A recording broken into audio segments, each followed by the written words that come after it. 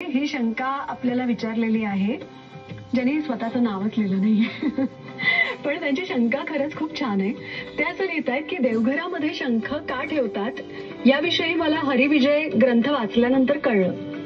पण देवाजवळ दिवा किंवा घंटा का ठेवावी ह्याचं महत्व किंवा ही माहिती मला नेमकी कुठल्या पुराणात वाचायला मिळेल हे आपल्याकडून कळलं तर खरंच खूप आवडेल. देवघरामध्ये शंख का असावा किंवा घंटी का असावी हे अलर्ट होण्यासाठी साधन आहेत. परंतु खरंच पुराण ऐकल्यानंतर आपल्या मनामध्ये बदल होतो का? कारण की आपल्या सत्राचं नाव आहे आध्यात्मिक शंका समाधान. तर आपल्यामध्ये 3 प्रकार पडतात.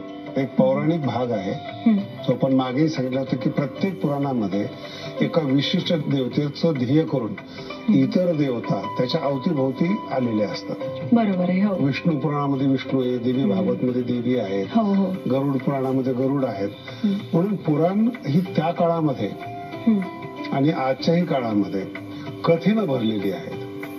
त्याच्यातून सिद्धांत आपल्याला घ्यायचा असतो, कर्मकांड घ्यायचं नसतं. मागे ज्ञानोबरांच्या भाषेमध्ये सांगितलेले की जी गेलेली लोक आहेत, पुरा झालेलं जे आहे त्याला पुराण म्हणतो आपण. पुरा झालं ते पुराण. वा वा.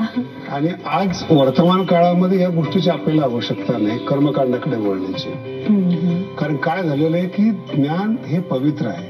बरोबर. ज्ञानानेच मनुष्याचा उद्धार होतो. कारण निष्काम कर्मातून मन उपासना करा, उपासनेतून ज्ञान प्राप्त करा. ही लिंक आहे. त्याला 3 ग्रंथ आहेत. एक संत साहित्य आहे, एक उपनिषद आहेत आणि एक सूत्र ग्रंथ आहेत. या 3 ग्रंथाविषयी जर आपण विशेष रूपाने विचारलं तर माझ्या दृष्टीने बरं होईल. की कधी कधी मला असं वाटतं की मी ज्योतिषी का काय किंवा कर्म काढली असंच मला भास होतो. आपल्या आध्यात्मिक शंका समाधान असं नाव आहे. अगदी अगदी. की तुम्हाला काही अडचण येते का जीवनामध्ये, ते आपण शास्त्रीय दृष्ट्या औपनिषद दृष्ट्या वेदाच्या साह्याने संतांच्या साह्याने आपण ते दुरुस्त करत आहोत. बरोबर आहे. पण प्रश्न विचारणाऱ्याला माझी विनंती आहे की त्यांनी कर्मकांडाबद्दल बोलू नये. तो तुमच्या श्रद्धेचा भाग आहे. करा किंवा न करा हा तुमचा विषय. अगदी अगदी. पण यात आध्यात्मिक म्हणजे ज्ञानाचं काही येत नाही.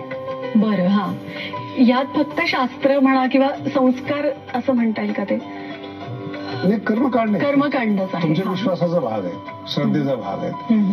म्हणजे जास्त बोललं तर श्रद्धा दुखवल्या असं पण लोक आक्षेप घेतील. बरोबर आहे. पण एक नक्की आहे ना शास्त्रीजी की आपण देव्हाऱ्यामध्ये जेव्हा दिवा लावतो तेव्हा ती एक प्रकारे मांगल्य किंवा प्रसन्नता आपल्याला जाणवते. बुद्धीमध्ये ज्ञानाचा प्रकाश पडावा हे ते दिव्याचं प्रतीक आहे. आणि सावधानता जीवनामध्ये असावी, लक्ष देवाकडे जावं म्हणून घंटी वाजवली जाते. किती छान. म्हणजे ती कुठल्याही बाजूला ठेवणं यापेक्षाही जास्त आपण काय म्हणावं की अलर्ट व्हावं किंवा आपण जागरूक राहावं. ज्या देवाची आपण उपासना करतो तिथेच आपलं लक्ष असावं. वा वा. तर खरंच ही शंका ज्यांनी विचारली त्यांच्यासाठी शास्त्रीजींनी एक संदेश दिलेला आहे की अध्यात्म मार्गामधल्या आपल्या मनातल्या शंका असतील तर त्या जाणून घेणं आम्हाला जास्त आवडेल. पण खऱ्या अर्थानं दिवा कुठल्या बाजूला आहे किंवा घंटा कुठल्या बाजूला आहे यापेक्षा आपण जागरूकता म्हणून निश्चितच हे जे संस्कार आहेत ते निश्चितच करू शकतो. तुमच्या शंकेचं निश्चितच इथे उकल झाली असेल, समाधान झालं असेल अशी माझी पूर्णपणे खात्री आहे. शास्त्रीजी आपले खूप खूप आभार. आध्यात्मिक शंका